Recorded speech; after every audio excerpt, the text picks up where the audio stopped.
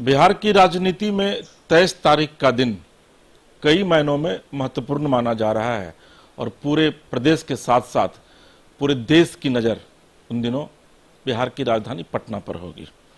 दरअसल में विपक्ष का महाजुटान न सिर्फ पटना में हो रहा है बल्कि उस दिन बीजेपी के विजय अभियान को किस तरीके से रोका जाए उस पर भी चर्चा होगी।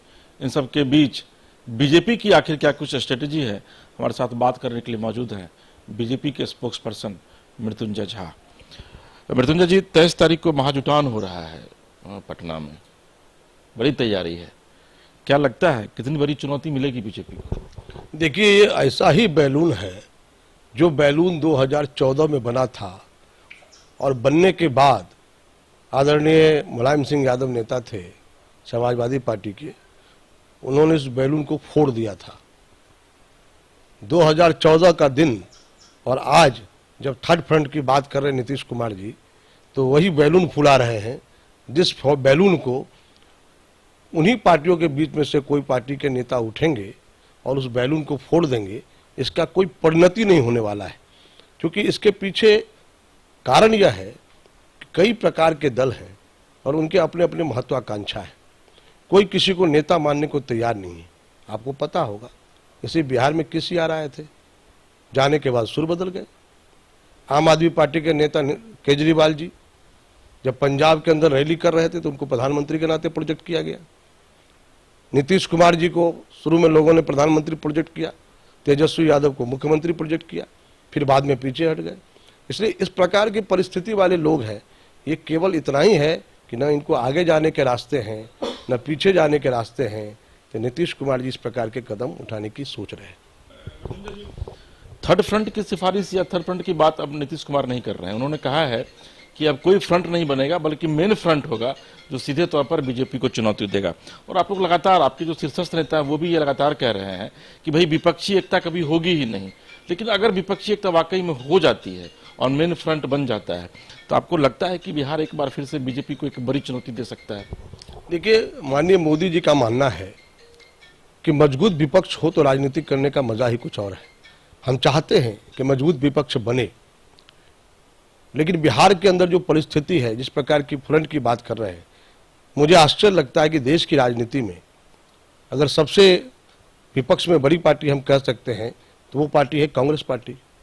कांग्रेस पार्टी ने तय कर दिया है, चाहे खड़से जी चाहे यहाँ अखिलेश जी, उन्होंने कहा है कि राहुल गांधी हमारे नेता होंगे। तब जब एक नेता पहले से तय हो गए तो फिर मोर्चा की क्या बात हो रही है? और दूसरी बात, जो क्षेत्रीय दल है उन क्षेत्रीय दल के भी अलग अलग महत्वाकांक्षा है, कोई एक दूसरे को नेता मानने को तैयार नहीं है। इसलिए मुझे लगता है कि जितनी बातें कर रहे हैं, मैंने कहा कि नीतीश कुमार जी हारे थके निराश व्यक्ति है। अब उनके पास कुछ ऐसा नहीं है, क्योंकि आने वाले समय के लिए उन्होंने तेजस्वी यादव को आगे कर दिया है, पीछे हटने का कोई विकल्प नहीं, बीजेपी ने रास्ता बंद कर दिया है। अब यह परिस्थिति यह है कि वो चाहते हैं कि हमारा महत्व बना रहे और इसलिए हम ऐसे फ्रंटों को गोलबंद करें, लेकिन इस गोलबंद का कोई परिणाम नहीं आने वाला है। निश्चित रूप से मानिए कि थर्ड फ्रंट का भी वही स्थिति होगा जो 2014 में हुआ। एक बड़ा सवाल है, जीतन राम मांझी अमित शाह से मिले और उन्होंने विधिवत आज प्रेस कॉन्फ्रेंस भी किया है और यह कहा है कि अब वो एनडीए के पार्ट हो गए हैं। आपको लगता है कि मांझी जी के आने के बाद भाजपा को मजबूती मिलेगी बिहार में?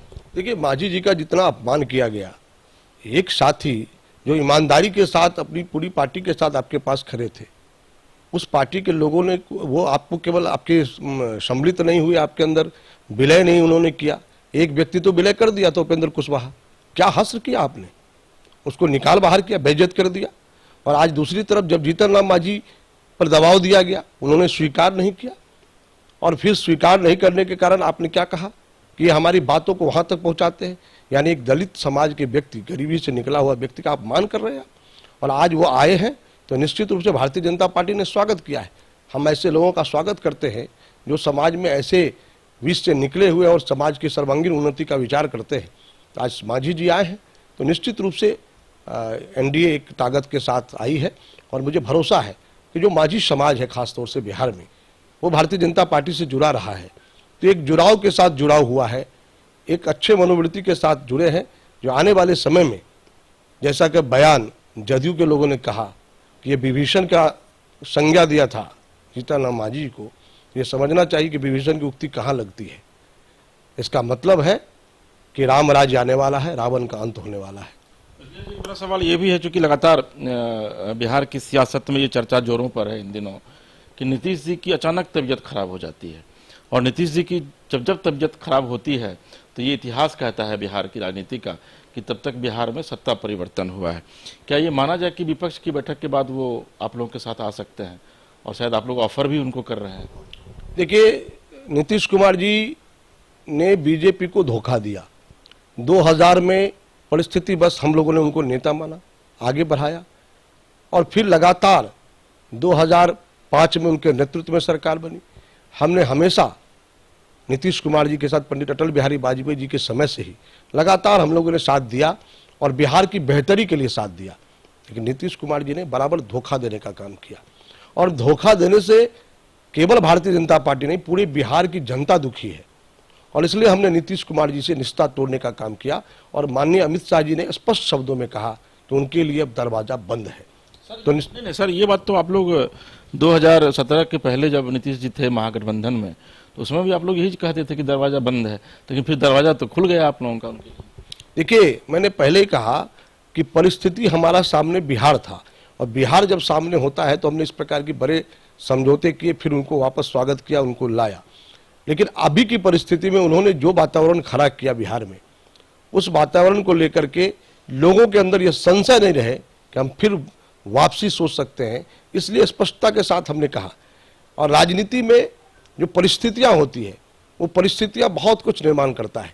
बिहार राजनीति की जननी रही है, और निश्चित रूप से बिहार आने वाले समय में भी, जैसे नरेंद्र मोदी जी को एक ताकत देने का काम बिहार की जनता करती है, तो यही बिहार की जनता आने वाले समय में भारतीय जनता पार्टी के नेतृत्व में बिहार में सरकार देने का काम भी करेगी, ऐसा मुझे लगता है।